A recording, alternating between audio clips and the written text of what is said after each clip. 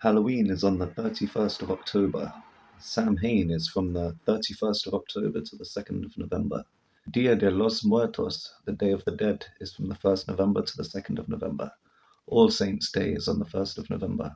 Samhain was celebrated at the end of summer to mark the Celtic New Year, and at the end of the harvest season and at the beginning of winter.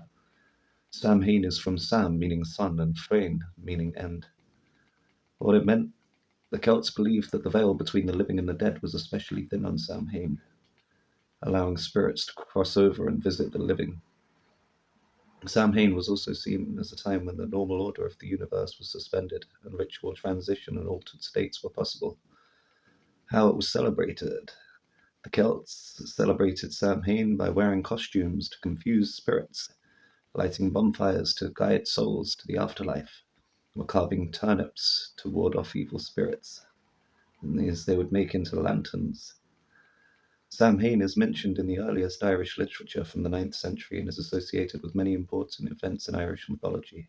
The influence of Christianity spread into the Celtic lands by the 9th century, gradually blending with older Celtic rites.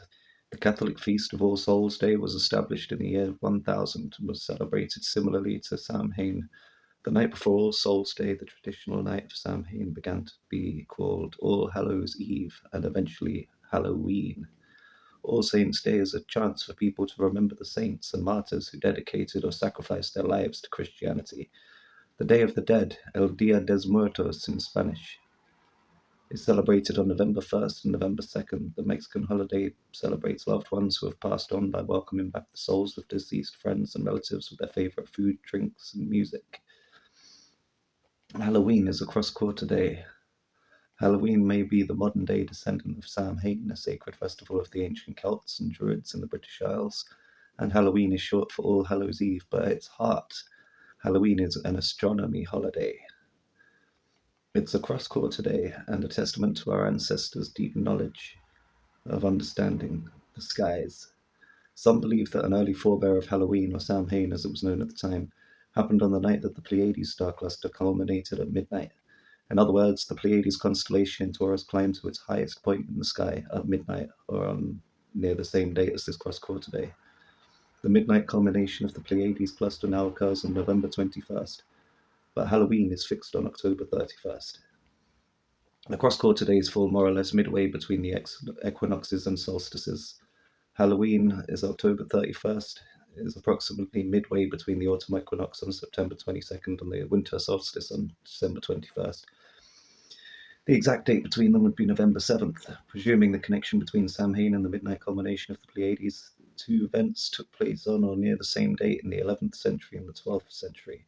This was several centuries before the introduction of the Gregorian calendar. At that time, when the Julian calendar was in use, the cross-quarter day and the midnight culmination of the Pleiades fell, amazingly enough, on or near October 31st.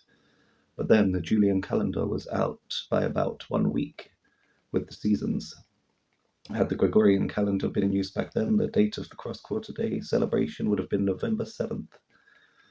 In other words, in traditional astronomy, there are 8 major seasonal subdivisions of every year. They include the March and September equinoxes, the June and December solstices, and the intervening 4 cross-quarter days. In modern times, the 4 cross-quarter days are often called Groundhog Day on February 2nd, May Day, May 1st, Lammas, August 1st, and the most sinister cross-quarter day, because it comes at a dark time of year, is Halloween, October 31st. The 4 cross-quarter days are said to be when the veil between the living and dead are at their thinnest. In some cultures, townsfolk used to dress up as the ancestor spirits at these times of year to channel the spirit through a host body for the night. The spirit would enter the body that is dressed as the spirit would recognize and prove that the body was possessed by cutting it and having it not bleed. It would then use the host's body to drink, smoke, eat raw meat, or whatever other acts were permitted in exchange for information or company. The hosts would wake up with no memory of the event and then fast for 40 days to clear any parasites from their system. Baron Samedi from Haitian voodoo was one of these spirits. Recently, people were spreading memes about Haitian people eating cats. This isn't a thing that regular people do, but quite possible that somebody had witnessed and recorded a woman attempting to channel a spirit such as Baron Samedi. Samedi in French is Saturday, which is Saturn's Day. Halloween, as it is today, does appear to be tricking people into wearing specific costumes that could possibly make them channel spirits of that nature into this reality, especially with clowns. Paul from Understanding Conspiracy has done some incredible work on looking into the design of the modern day clown being based on the Rakshasa demons from Bali traditions, and the clown and harlequin costumes are probably the most common you'll see in modern day Halloween, especially with the latest Joker film. Before that, it was Suicide Squad and then Stephen King's It. Mind Unveiled did a great video summarizing the ideas that were outlined by Understanding Conspiracy, although I would recommend the Nephilim Look Like Clowns series from Understanding Conspiracy. He is a literalist Christian and we would completely disagree on Hermetic wisdom and allegories, but he is a nice guy and has a great presentation on clowns that shouldn't be ignored. I'll link his series and Clowns Unveiled in the description box. Samhain is also linked to Hinduism and was known then as Sawan, but the traditions have been altered. Instead of turnip lanterns, they now use pumpkin lanterns. Pumpkins are orange to represent the sun at this time of year, as it represents those last embers that you get in a fire when the fire is dying out.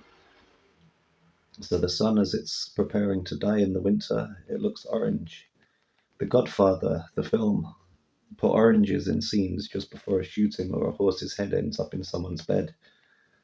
Other shows like The Sopranos, Breaking Bad, and The Wire also did this. Not to mention South Park with Kenny, the kid in the orange parka who dies in almost every episode. Orange is a forewarning of death.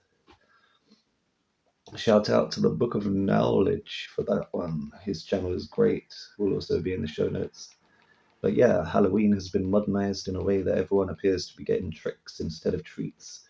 That being said, I still quite enjoy the colours and decorations. I was raised in the West in a very thematic environment. We all had Nightmare Before Christmas and Gremlins listed as our favourite Christmas films. My favourite character from South Park is Kenny. I don't do it anymore, but I used to love dressing up for Halloween. Never went round trick-or-treating, but have been to a few parties in costumes that would get you cancelled today.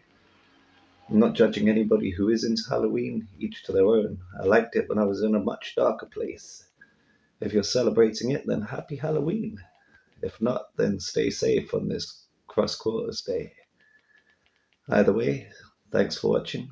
Stay tuned for more.